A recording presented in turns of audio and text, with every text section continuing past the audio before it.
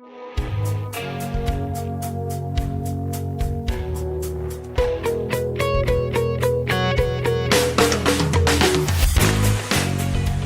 and welcome to another episode of Staying Power. This is a show that is all about building a better life. And after all, we all want a better life, so here we are. For the next hour, we're going to talk about one element of what it takes to build a better life. And we hope that it resonates with you, and hopefully we'll give you some ideas of how you can apply some of these things in your own better life. Joining me, of course, I'm JDK Winnikin, and I'm here as always with my co-host, my friend, my business partner, so many things, and frankly, just one of my favorite people to talk to, Ashley Kniebel. Hi, Ashley. Hi. How are you? I'm doing good. Good. It's another active week coming out of the holidays, isn't it? It is. Yeah, it's crazy, but things are well? Things are great. Oh, awesome. Glad to hear that. Okay, so, Ashley. Yes. I know you're a fitness person. I am. Right? As am I. You've been doing it for, I think, more consistently for longer. And for brand new viewers, Ashley is a jiu-jitsu ninja. Brown belt, is that right? I'm purple. Purple belt. Okay, working your way up. Yes. Okay.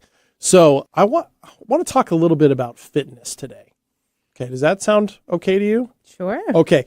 The reason why is, as you know, I like to go to the gym quite often. And I noticed once again that this month there are more people in the gym than ever before. More people because it's coming out of the holidays. And I found out from the club that I go to, they had the most new signups this year.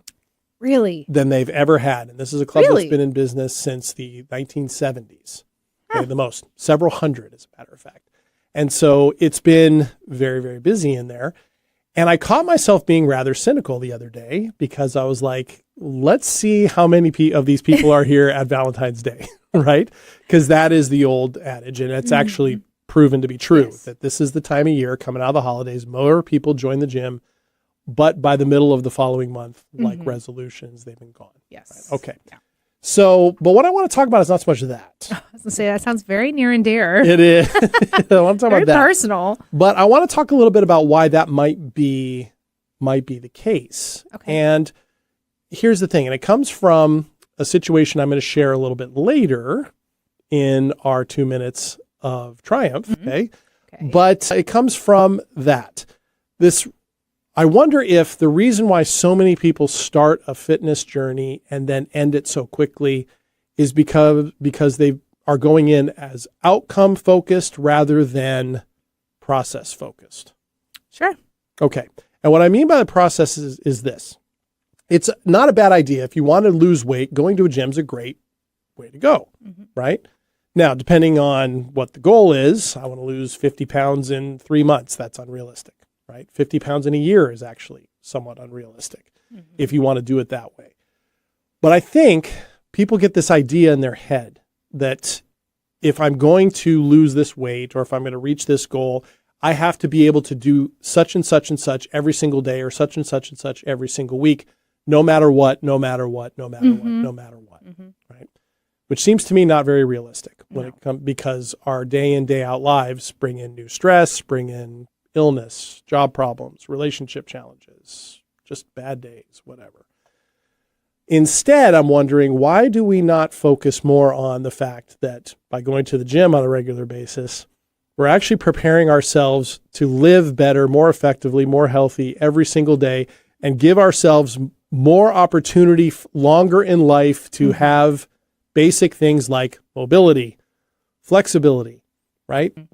Isn't it just as good enough a goal to want to be able to reach up and grab something out of the cupboard when I'm 84 as it would be to lose 50 pounds in the course of 3 months? Well, do you understand what I'm talking about? I understand what you're talking about. Okay. And in that particular context, a lot of us live in that instant gratification idea. So losing X amount of pounds over a year is so much sooner than being 85 and trying to reach something out of a cabinet. Most people can't even imagine themselves at 85 and can't imagine that at 85 they wouldn't be able to reach up and grab something out of a cabinet. That's not even a concept to them. So, of course, setting this great goal that particular one is not very achievable in a health standard. Losing that much weight in that short period of time may not always be your best option for your body. But it is an interesting concept that you bring up of how people are so like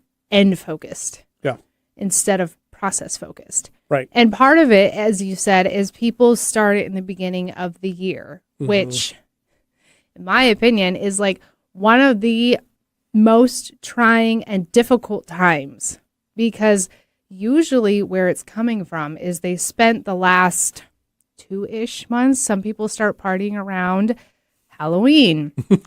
For those that skip Halloween, they start at Thanksgiving.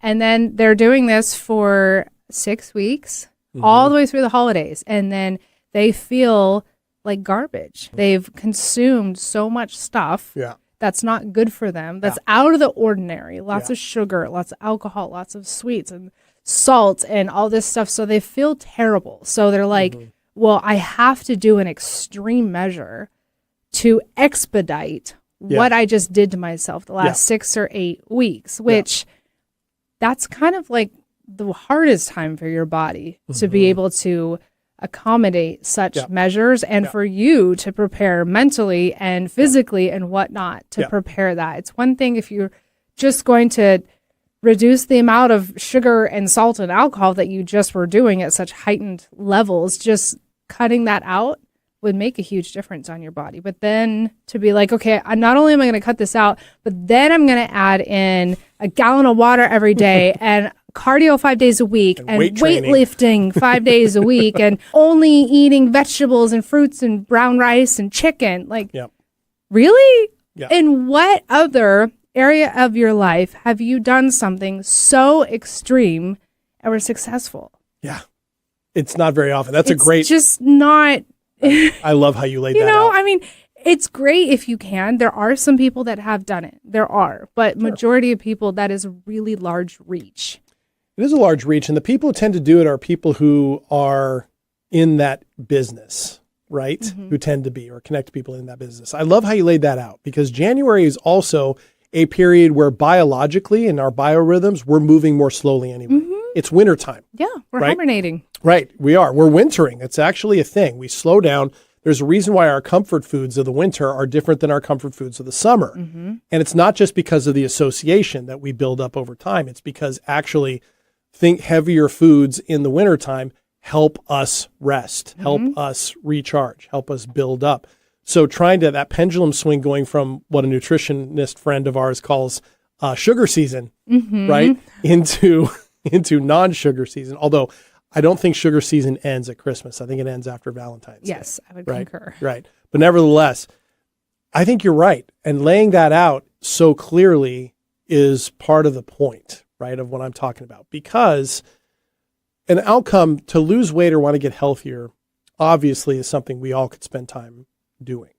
Right? But I'm wondering what would shift for people if we became, and it's not just process.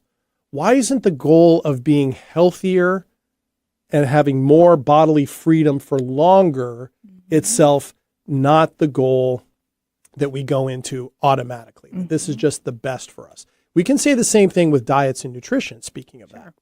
If you go in and you want to do the fad diet, right, to lose that weight, you're not going to keep that diet, right? But a nutritional focus that says, this is just healthier for me in the long run, and one of the results will be over time, I can lose weight, I will feel better, right? All of those things is such a more effective way, I think, to look at it in terms of not only the realism, what you're talking about, but also it actually fits into actually a better way for us to live scientifically. So, okay, so for you, I would think, and this is just a complete assumption on my part about jiu-jitsu, one of the reasons why jiu-jitsu works in this regard is very much this, right? It's process oriented because it's as much of a practice as it is a discipline, a practice as it is a fitness regimen, correct? Yes, absolutely. Yeah. Okay. And it is very much process oriented because it is a martial art that doesn't have like, okay, every 4 months you're going to test, and if you pass, then you get your next belt. It doesn't happen that way. It is very much when your professors have been watching how much you train, how well you train, how much effort are you putting in helping out the younger belts and the whole gym in general? There's a lot of factors that go into promotions in Brazilian Jiu-Jitsu. So it is nice because you just got to show up day in and day out when you can and put in the effort and put in the time, and the results do come. And they're not always measured by a belt either. You know, like when you start versus, you know, like if you started and then 2 years later, you compare yourself from where you were when you first started, you've learned so much that, you know, depending on what your belt rank or how many stripes you have or whatnot, that may not measure up with how much knowledge and experience you have. Those come when they come, but really what's growing is your knowledge and how you assert yourself on the mats. Gotcha. Gotcha. That's so interesting. They call them professors? Yes. Okay, because it's Brazilian Jiu-Jitsu? Teach, yes. At least what I train. Yes. Okay, so that's like the equivalent of the sensei. I think that's, okay. Yes. Gotcha. But in that instance is you naturally, at least a lot of the people that I've spoken to at my gym, is as you start training and you get more into it, your other habits change. Like you start to eat a little bit better. And some people consciously think about that. They're like, oh, I'm not going to like drink tonight because I got training in the morning or whatever. Or I'm going to like, I am just drawn to eating better foods because it's so taxing and it takes so much from you that you start to crave foods that are actually going to give you nutrition, not just a bunch of junk. Interesting. Yeah. Your body starts telling you what it wants. Well, kind of like, you know, when you're weightlifting and you're starting to really put in the work, like you naturally don't feel great if you went and like crushed 5 workouts in a week. And then the last thing for people who do like cheat meals, sure. But like the last thing you want to do is then go binge all weekend. Right. And basically feel like you just undid a bunch of the hard work you put in. Right. So it kind of reinforces that way after a while. I know a handful of episodes ago, you shared very vulnerably about your weightlifting days and some of the challenges that came up with that. Were some of the challenges about that because it was kind of more outcome based? Yes. Okay. Yes. Okay. It was, of course it was outcome based. Sure. Because it was about my appearance. So that was the outcome. Which, if you did not listen to that episode, wasn't the healthiest. Is that fair to say? Wasn't the healthiest for you? Yeah, no, it was. There was nothing healthy about it. Yeah. At all. Yeah, because it seems to me that what that produces, if we focus on an outcome, is when we don't reach whatever standard we think it is to reach that, like I need to be in every single day, internal criticism takes over, right? That internal criticism of, oh, I set this goal and I just fell short today, right? Or I didn't have as much energy today in the gym and I couldn't lift as much weights or I couldn't walk for as long as I wanted to on the treadmill. I was too tired. Internal criticism takes over. And what we know about the neurology of the brain is overt internal criticism triggers the part of us, the fight or flight response, that really freezes us in place, or we run away from it, or we just give up, or we just go, oh, I won't do it today, I'll do it tomorrow. And then the next day, I'll do it tomorrow, tomorrow. Okay. Well, and it's not, again, for people who are making goals like that, I think it's great. And that's when, as you will probably talk about later, it's good to have a coach, right? It is. Because they went and did all the research, especially if it's a good coach, not just someone who got a certificate online, but someone who's really spent time learning about the body and how all that works. But having somebody like that to guide you, to set you up for what they know you can do, especially if you have never done anything really like extracurricular in physical activity. You know, like if you really haven't dedicated so many months to going to the gym or some sort of spin class, martial arts, whatever, and this is all new, who said you could do 5 days a week? Right. Like, how do you know that you can do that? Yeah. Have you ever done anything else where you're like, I'm going to just set this and I just know that I can reach that without ever doing it? Right. And maybe you can. Maybe you can. And also, if you're not prepared, though, you can do things accidentally like overtrain. Or give yourself an injury that then suddenly you can't do any of the things that you wanted to do because you injured yourself. I would just say, like, when you're setting goals, give yourself the grace of the fact that you don't know it all. Yeah. Because the unknown is where all the problems sit. Well, and that's where the process part comes in, where I have found that we have to learn our own processes for what our bodies can handle based on our experience, based on our overall health, where we happen to be, our age. It matters. right? I'm 52. I can do things. I can't do things at 52 that I could do at 32. I just can't. Now I could do versions of them, right? But I worked with a personal trainer for a number of years. And one of the things that he did when I was in my mid 40s was he had me start working on lateral movement, strengthening lateral muscles in my legs and in my arms and in my upper body, because those were the ones that were going to be helping determine my balance as I got older and the strength of my joints as I got older. And I remember him saying directly to me, you didn't need to worry about this when you were 32, right? You just needed to keep them healthy and vibrant. Now you have to prepare them for later life, right? Because things like, it's so interesting and I hadn't thought about it. Things like when you're 84, you need to have as strong lateral muscles as you can so that when you step off curbs, you just step off the curb. So that when you pick your feet up, you're picking them up. Right. And not shuffling or not tripping on something. You know, it's interesting when you get to the point in life where you have people telling you, yeah, you need to start thinking about that.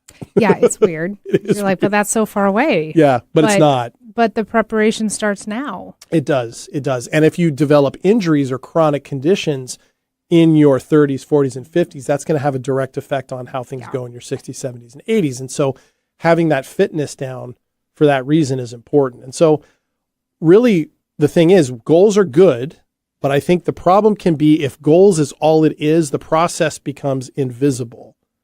And the whole point of trying to lose weight, for example, because we're using that as an example, is so that you'll be healthier in general. Well, the process starts to feel unimportant. Exactly. And instead it becomes about the result. And when things don't go the way we want them to necessarily, or as fast as they do, it's a lot easier to give them up at that point. Okay. All right. There's plenty to talk about here. Great awesome. Topic, all right. JD. So let's take our first break. When we come back, we will dig into this a little bit more and see what you think of it. But first thing we'll do when we come back is our weekly segment, the 2 Minutes of Triumph. So you're going to want to stick around for that. We'll be right back on Staying Power.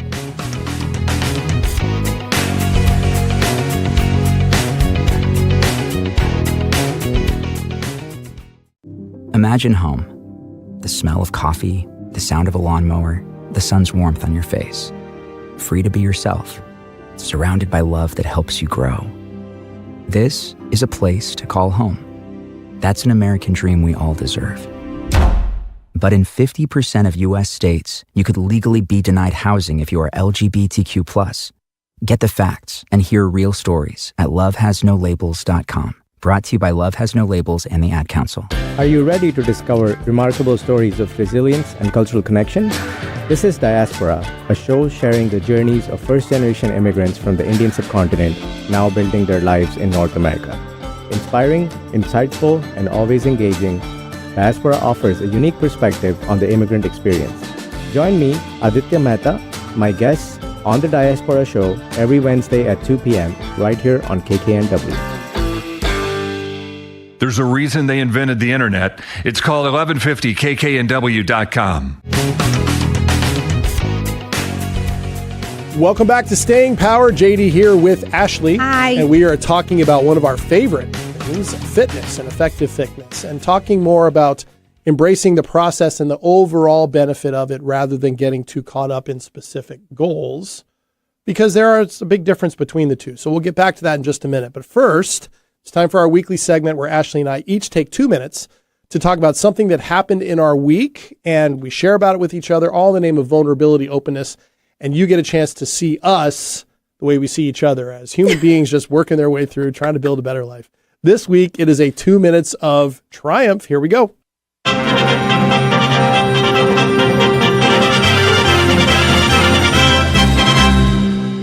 Yes!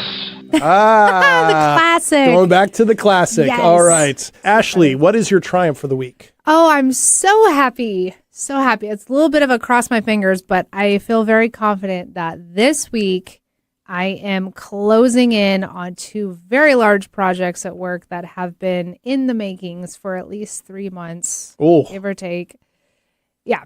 They've been needed for a long time. I finally, late last year, was able to take the time to do what I needed to do to get working on them and to complete them. And this week, they are supposed to come to a close and be done. And I am so excited That is awesome. to rest my head on my pillow knowing that they are done. That's wonderful. That has to Thank feel you. good. 3 months. Yeah.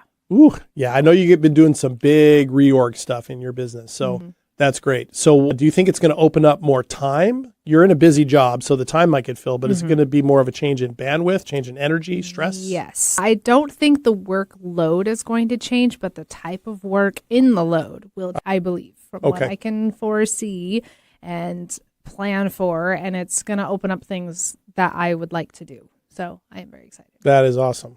All right. Congratulations. What do you got? That's exciting. Well, I kind of hinted at it at the beginning of the show.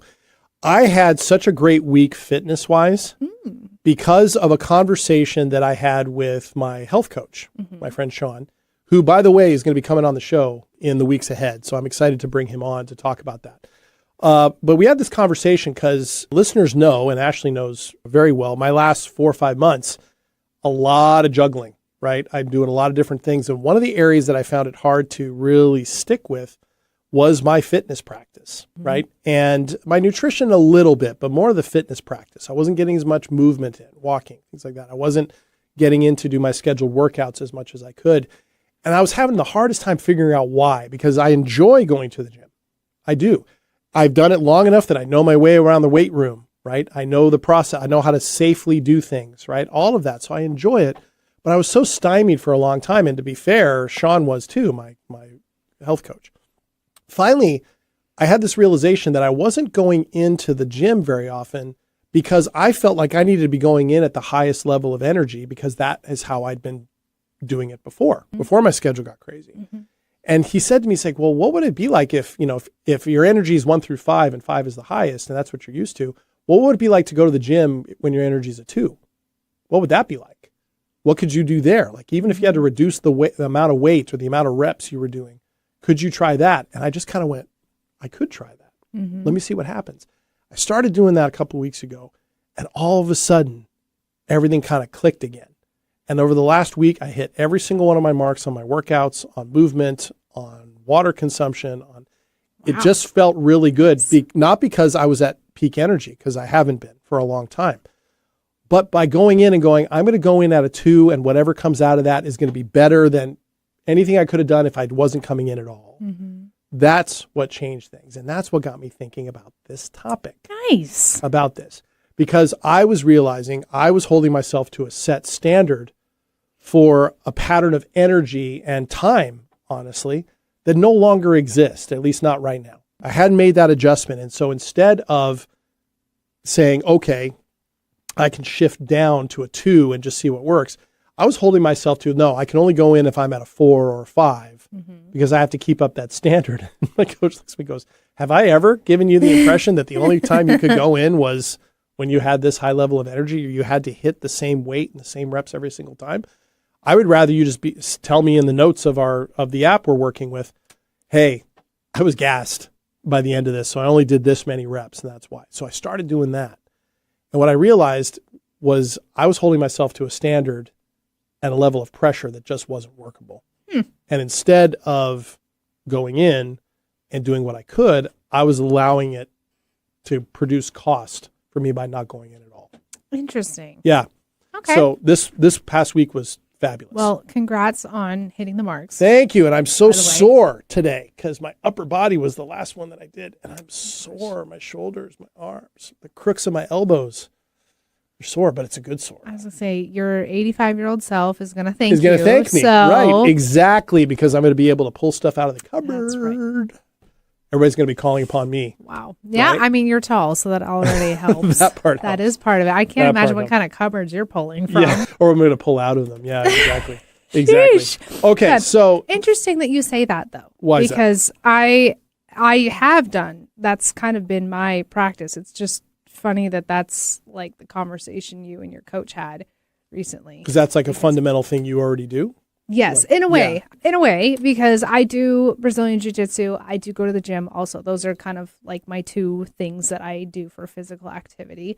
And at one point over the last 4 or 5 months or so, like everything in life has been at an all-time high and heavy. And at one point, workouts and exercise and whatnot kind of took a back seat. And I realized it wasn't, as much as it was tiresome to try and put in the time and the effort, it was making me feel worse not doing anything. Yeah. And so I had set aside like 3 different days that were my days of doing physical activity, right? Those were the 3 days, and those, unless something catastrophic or health-wise happened, those were the days that it was going to happen. Mm-hmm. And generally, it's like the most ideal is we're going to do jujitsu. That's what we're going to do. Now, Right. maybe if I got out of work late or whatnot and I didn't, I wasn't able to make it to class on time, okay, then I'm going to the gym to work out. Now, if it was a really taxing day, I didn't get out of the office till 7 o'clock at night or something like that, and then thinking like, okay, I got to work out, got to go home and eat and like now I'm going to be going to bed really late. Okay, maybe the gym is not feasible. Mm-hmm. Okay, then I'm going to go home and do a 20-minute Pilates workout. YouTube led, there's so many videos out there. Yeah. I'm like, I had an A, B, C, and a D. Oh, wow. I had all of them. And it actually really helped because then I'm like, okay, then I'll do Pilates. And if for whatever reason, I'm writing that down. Pilates wasn't happening, ABCD. then I was like, okay, you are going to walk for 15 minutes because you have 15 minutes. There's no reason you can't. It'll probably help you de-stress. It'll probably help reorient some things anyways coming from work. But it was like, and that would kind of be like how I would do it. So no matter what, 3 days a week, I was doing something. Now, let me tell you, the first week where all I did was 15-minute walks, I didn't feel so good because I remembered the version of myself that would kill it in the gym 5 days a week, Right. 5 days of jujitsu. And I'm like, now I'm like walking for 45 minutes every week. Like, who am I? I'm still young and this is where I'm at. But this is where I was at. And so I just learned that there is still goodness in the efforts, in the process. Yeah. Yeah. Not always about the outcome. Yeah. And So, see, this is that's one of the funny. things, Ashley, I've always admired about you. And for listeners, I cannot stress enough how good Ashley is at this. And that is making sure you take these things that you know you need to do, whether it's fitness or these other things, and you get them done. There is that. There is that. Thank you. Yeah. And so, yeah, it is a newer realization for me. And part of the challenge was 2 years ago when I started working with Sean, I was killing it at the front end, right? We all remember. Yeah, just killing it. Yeah, and I was holding myself still to that standard. And part of the problem was and this is something that happens a lot, I was interpreting my energy fluctuations and the changes in my time as almost moral failures, right? Rather than just circumstances as they are, and adjusting accordingly. And of course I could spend a lot of time going, man, if I would have figured this out 6 months ago, I'd be in a much better spot. I'm not going to do that. I'm choosing not to do that because that's not going to help me to do that. But what's interesting, in something called motivation science, did you know there was such a thing? I'm not surprised. Yeah, there is. Yeah. Leave it to you to know what it is. Well, yeah, but here's what's interesting about this. Motivation science, which blends with a lot of different things, but you see it a lot in the fitness world, consistently shows that the kind of intrinsic motivation, Ashley, that you're talking about, right? I'm going to do this because I'm going to feel better. I'm going to be healthy and it'll help me reach the goals or stay at the level that I want to stay at. All those things, how movement feels, the meaning of it, the freedom it gives us in our bodies, that intrinsic motivation predicts long-term adherence way better than weight or appearance focused models, right? In case that was a little bit of gobbledygook, focusing on weight and appearance as motivators does not succeed as much as saying, I'm going to do this because it makes me feel better. I'm healthier. It's going to give me more longevity. It's going to give me more energy. That intrinsic motivation, rather than the outcome motivated, clearly works better, right? In all of that, which probably doesn't surprise you. it does not, but does not. it might for some of our listeners. That's Right. the whole point of the show. It might. And this is where the dangers of the shoulds come in. Do you battle shoulds a lot? I don't know. What's a lot? I don't know. Often, regularly, when it comes to fitness, or No. No? No. At Doesn't one point sound I like it. did, Okay. for sure. And I got sold into that. I should be going to the gym. I should be doing this. I should be eating that. I should be further along, and especially as I became well seasoned, because I lifted weights for most of my 20s, Right. religiously. most of my 20s. And so I had all that backing. So when I hit my like late 20s, early 30s, then I was like, I should be able to do this because look at what I built for like the last 8 years. Yeah. Yeah. And it didn't do me any good. So that's why I learned that I don't do those. Eventually, right. Because shoulds and shame have the same prefix for a reason, because their shoulds lead to that, right? And they tend to come from that. And what shame does in the mind, as well as in the body, is it narrows down our attention, right? It reduces our curiosity about what's happening or what we can do, right? And our willingness to do that. And it increases the likelihood that we're going to avoid something. I should go to the gym doesn't motivate us to go to the gym. Right. Saying I should be going to the gym actually makes it less likely that we're going to go to the gym. Like a should is like a maybe. It's Yeah. like, are you in or you out? Yes or no? Yeah, you are, you're not. But it's a weighted maybe towards I'm not. Oh, well, yes. Yeah. Yeah. It's like kind of a little more defaulted. But Yeah. I feel like it's a way of giving yourself a soft out. Oh, Of yeah. like giving that Ooh. false pretense to yourself, like, oh, Right. I'm probably going to put in the effort. I'm probably going to do it. But there's a chance I'm not. And And I'm writing that down too. it's kind of, I feel like a little bit like our recent episode about hope. Oh, yeah. But like in that instance where it's like, okay, I should be. Okay, well, that sounds like I'm probably going to, but there is a little curtail in there of like, but I may not be. And Right. if not, then it's okay. Right. I hope it's going to work out. Yeah. But I don't want to do anything. As to if make you it work have out. no say. Right. As if you have no I say. hope someone's going to come by and scoop me up and toss me into the gym. Yeah. That person is you, sir. Ma'am. It's you. Just like, Ooh, look at the zeal popping out in Ashley. so all of a funny to sudden. me. But, No, it's true. that's why I'm like, for me, I don't do the shits anymore because it's either I am or I am not. Yeah. And I don't play around with that anymore. Yep. It's like I will self-assess, and not to say I don't get lazy moments because I am human and I do get them. Oh, but man. in that instance, I'm like, is it really laziness? Is it really I need a break? And if it's truly laziness, I am going to do something. Right. And if it's like I need a break, I am not going to do Yep. something because I'm taking a break. I'm going to quote Yoda right now because this is perfect. Do or do not. There is no try. Right. Exactly. That's that. You sort of live that, right? Yeah. I call you a pocket ninja. Sometimes I should call you a pocket Yoda at times like this. Or like Grogu. Except like that's he's already pocket. Anyway, Yeah. I love this idea of shoulds as a soft out, because I love that question. Is it laziness or is it some other factor, right? But inconsistencies, whether they come from laziness or not, don't have to be barriers to us doing this.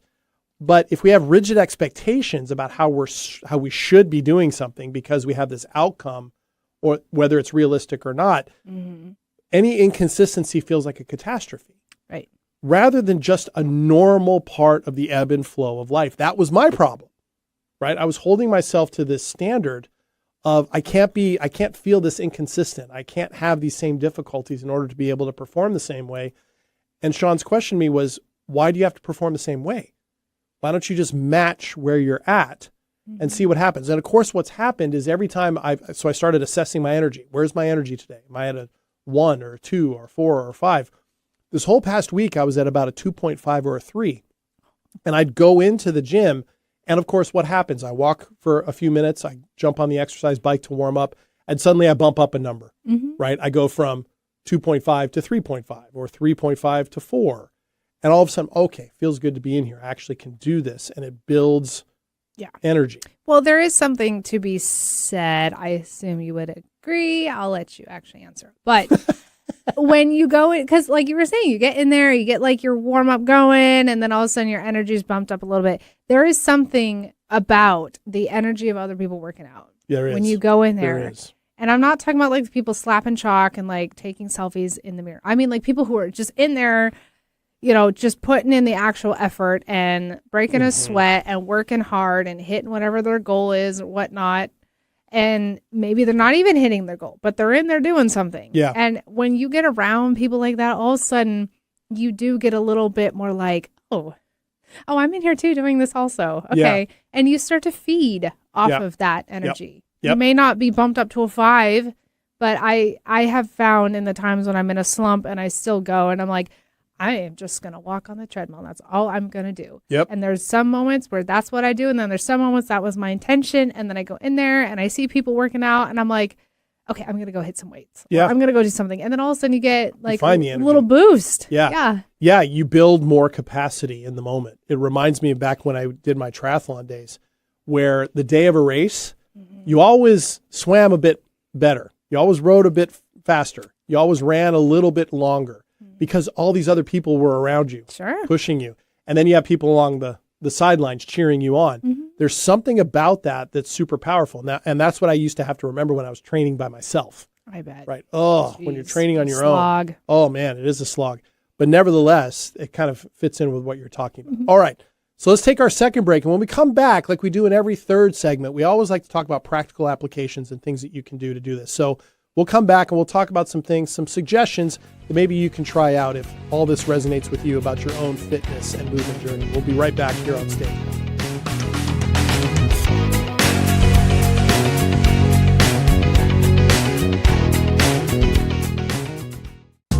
Here's the deal. We gotta set ourselves up. See, retirement is the long game. We gotta make moves and make them early. Set up goals. Don't worry about a setback. Just save up and stack up to reach them. Let's put ourselves in the right position. Pre-game to greater things. Start building your retirement plan at thisispretirement.org. Brought to you by AARP and the Ad Council. Hello, I'm Chris Erdman. Every Wednesday at 8 a.m. on KKNW, I sit down with inspiring entrepreneurs, creative minds, and game changers to uncover the real stories behind their business. On my show, Made of More, we explore the challenges that they've overcome, the breakthroughs that they've celebrated, and the mindset that drives them forward. If you're ready to unlock your full entrepreneurial potential, Made of More is the show for you, because here we know you are made of more. Every Wednesday at 8 a.m. on KKNW. Make us part of your daily routine. Alternative Talk 1150. Welcome back to Staying Power. JD here with Ashley. Hello. And we are talking about a better approach, perhaps, to fitness. And we're not even talking about an approach in the external. We're talking about internally how we frame it. And again, more process-oriented than goal-oriented. And we talked before about why it's better to go this route. So, Ashley, I'm thinking we can talk in this last segment about practical ways people can do this. Even though we've kind of hit on some of that already, I think we can do a little bit more. The first thing where I want to start with this is perhaps it's important for you to reframe what fitness is. Rather than fitness being an avenue to goals, maybe fitness can become more about what is my capacity, right? Reframing it as capacity, not self-correction. Meaning, if I consistently go to the gym, my body's going to get stronger. My balance is going to improve. My energy is going to kind of even out a little bit more. I'm going to feel better about myself. I'm going to like the way I look a little bit more. And I think this one's big. I will learn that I can take on challenges and overcome them or meet them online. So I think increasing capacity rather than some sort of outcome is a good way to reframe this. So what comes up for you with that? I mean, just to add on to what you said, similar to what I said in the top of the show, is if you're doing this for the first time, beginning of the year, you set your goals and whatnot, and you just came off of the holidays, so you're making like a hard right turn to change everything, do a little bit more of what you said. Do like the smaller things. Just build the consistent habit of showing up and doing something. Maybe your first couple of weeks you're just cutting out all the sugar and all the extra salty stuff and all the crap food that you consumed over the last few weeks. Like cutting that out is already a win. Yep. Because you weren't probably eating all that in September or October. So cutting that out, you'll notice a difference. Okay, great. Increase your fluids, your healthy fluids. Yeah. Water and tea and, electrolytes, things like that. Do dry January if that's what you want. Right? Like just start increasing things in that nature, or as you said, like do the small things to build the habit for the longevity of it. Yep. Will actually compound, and it doesn't have to be extreme, and it doesn't have to be out on all the medias. It can just be for yourself. Yeah. Because usually when people post online, it will last a short period of time. Yep. And then they feel like they've already accomplished the goal because they're so Yep. outward about it. Or then they feel ashamed for not keeping it up. So now they're formulating excuses as to why they did not keep it up. Right. Yeah. And what if we took that very thing, how we did those decisions and what they did for us today, cutting out those foods, going to the gym this one day. What if the idea of how that helps us feel right now became the primary purpose? Because if you did that every day, that right now I feel good, whatever goal you have, you're probably going to reach. Yeah. Right? You'll get to it or somewhere close. And that can even be said for people who, like for myself, who hadn't worked out for a long time or like did work out for a long time and took a break and then came back and whatnot. If you do that, you will have to still start from the beginning.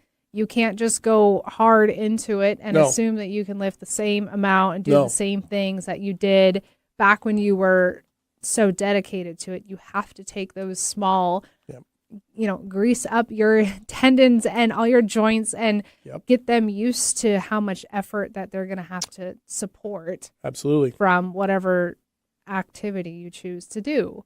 But I think building a capacity and not having resentment for yourself if you don't hit the mark every time. Oh, absolutely. I mean, that was my experience this past week. All my weights were not my personal bests.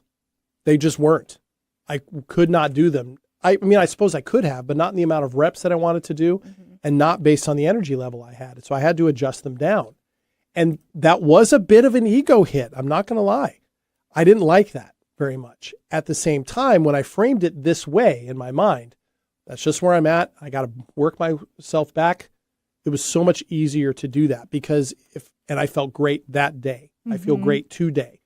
That can be, and for me needs to be the number one focus, how I feel today. And interestingly enough, if I do that each day to the best of my ability, that's going to prepare me for more mobility, more ease, more freedom later in life. Yeah. By doing that, because it'll be a regular part of what I do. Sure. Right. Well, and two, I remember having conversations with people in the past where they get frustrated because they're like, I'm just not seeing results anymore. I'm going in there and I'm putting in all this effort and just nothing's happening. And I'm like, maybe you plateaued. Yeah. And maybe this is your sign to pick up heavier weights, to try a different exercise. There are many different exercises that target muscle groups. And, maybe you've done the same 8 exercises and now it's time to try something else that still targets that same muscle group. Yeah. But if you really feel like you've hit a plateau, that doesn't mean give up. And that doesn't mean that you've hit the highest amount of fitness that you can. Correct. Or whatever. You might need to try a new challenge. Yeah, absolutely. And that's exciting. That's is growth. That's a mark of growth and improvement. It is. And that realization or that frustration, whatever that might be, if you took it as information, right? Even with energy, like my energy is a 2 out of a 5 today. That's information. I can judge, which I was judging, right? You can do that, but all it is information, right? And if we can match those things together in focusing on capacity, that builds trust in ourselves, right? Trust in myself. I can go in and match that and I'm going to feel good, right? I can't say even though my energy once upon a time was a 4 or 5 consistently and I went out of the gym feeling good, I can't say I felt better than I do now coming out of the gym having gone in with a 2. Yeah. I'm glad that I went in. I'm glad I got energy. I'm glad I got exercise in. I'm glad I burned some calories. I can feel the effect of it. I'm happy to be sore today, right? Because it was worthwhile. I think that's key. We treat it as information rather than a judgment. Because so often, Ashley, that frustration, that plateauing or whatever it is, we take as if we're doing something wrong. Right. And it's a judgment, right? That's going to cut our motivation. Well, also, as you're starting, if you're new or if you're getting back into it, I would say keep your mind open for different kinds of categories of workout. And this is coming from somebody who spent a lot of time weightlifting, like I said, in my 20s. And when someone's like, let's do a Pilates class, let's do yoga, whatever, I would be like, that is so below me. I'm going to smoke everybody in that class. Because I spent so much time building a lot of strength. Like I was a very strong person. for a little person. I was very strong. I was capable of doing a lot. And there were times I went into those classes and they were not a challenge. Yeah, right. However, there are times when those classes have been a challenge for me. Maybe because work picked up and life picked up and my level of exercise was not the same. And so then I did a Pilates class and I was like, this is really tough because those are all different functions. They serve a different purpose. Like weight training is great for building muscle capacity and strength and bone density and whatnot. But like yoga and Pilates and things like that is very good for mobility. Yeah. For strengthening like your core and your joints, which is so important. Yep. If you don't have that in jiu-jitsu, you're going to fail. That's true. Tough because there is so much pressure put on all of those things that in the past I was like, oh, if I'm really strong, I'll be great at jiu-jitsu. Right. Mobility is massive. Right. In something like that. It is. And if you go into the gym just for strength, for example, that doesn't mean you're developing yourself for mobility. You have to do stretch. It doesn't mean you're going to be flexible. In fact, the stronger you get in your body, if you're not careful, the more inflexible your body can become. So that's why I always appreciated my trainer always doing lateral movements with me, right? Not just push, not just pull, right? But lateral movements as well to strengthen all those muscles that we don't really know that we have until we hurt them. Right. Well, and you want to make sure you're doing recovery. And sometimes recovery is not on the same day as the rest of your workout. That's right. I do think warm-ups and cool downs should not be skipped ever. They should not be skipped. 100%. You are Agreed. prone to injury if you skip. Yep. However, sometimes if you've had like maybe, recently you've done some tough workouts and you're sore and whatnot, your next workout in the gym looks like recovery. Yeah. Yeah. Time in the sauna or, Stretch, whatever, stretching. Foam rollers. Yes. I was going to say just doing like the basic stuff, that is still beneficial. Hop on a spin bike for 20 minutes. Don't want your body to be overtraining. Yeah. Because that's a thing. That is a thing. Because that's a thing. And that will help you. So we're talking about a number of categories: strength, mobility, breathing, just being able to breathe, right? A sauna is great for that, right? Or a jacuzzi, hot tub. Recovery, play, like playing a sport, right? Mixing it up. There's such a balance there. You kind of want to get in better shape to play sports rather than to play sports to get in better shape, because playing sports, you're exercising and moving things around in unexpected fashions that if they aren't ready for that, you can get injured. I read the other day that the number one month of the year for pickleball injuries is January. I was surprised. Yeah, because everybody goes out and plays pickleball and hurts a knee, or orthopedic surgeons must be so busy in January. And that is, as much as we kind of chuckle, it is a testament of how much exercise you get from playing pickleball. It's true. Like swimming. Swimming is insane. It's Swimming's like full nuts. body workout. It's light on the joints. It's very good if you have injuries. It is. We're going to be getting into the season shortly where people start going hiking. Yep.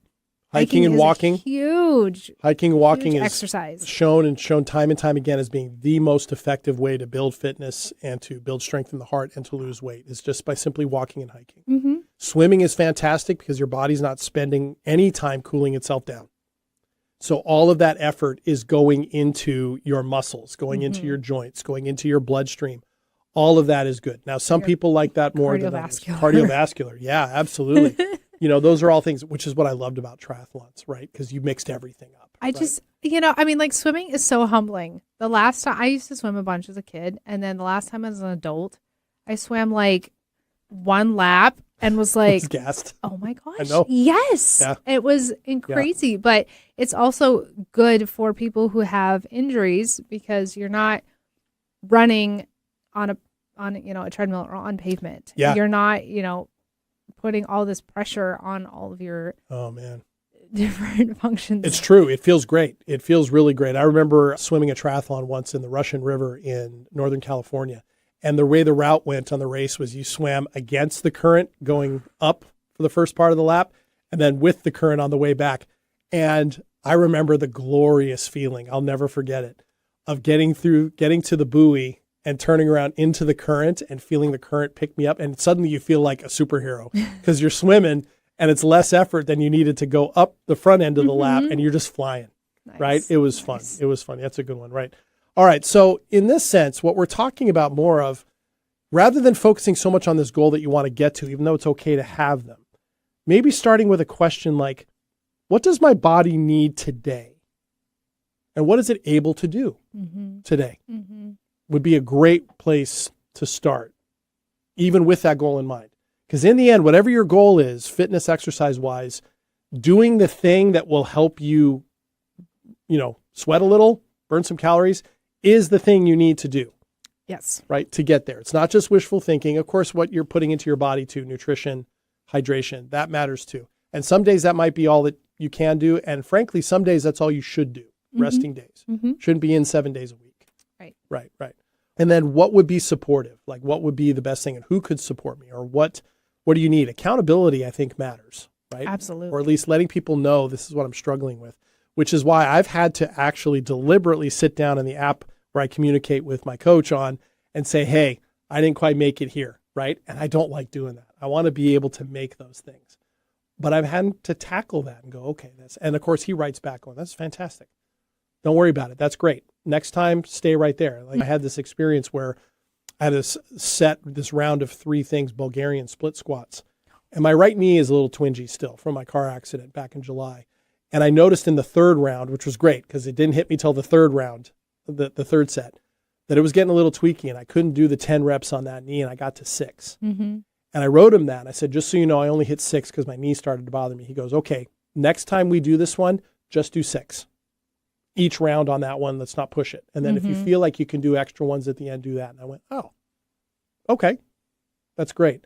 Just the very act of me showing that I'm not quote unquote perfect at this turns out to be important. And it's this lesson that I still have that perfectionist in me that I need to deflate from time to time. That's okay. We all have that lesson to learn. Right. What else you got? I would say try to get some good restful sleep and your body will probably start to just point you in that direction. But and this is where a lot of recovery happens. This is actually where a lot of weight loss happens is by getting adequate amount of sleep. I do not mean like 5 hours and you're like, oh, feel great. I mean like real amount of sleep. 7 to 8. Yes. And I can say this again from experience that as your body is being like pushed into these new things and it's stretching itself and it's working hard in ways it maybe never has or hasn't in a long time, it needs the rest. It does.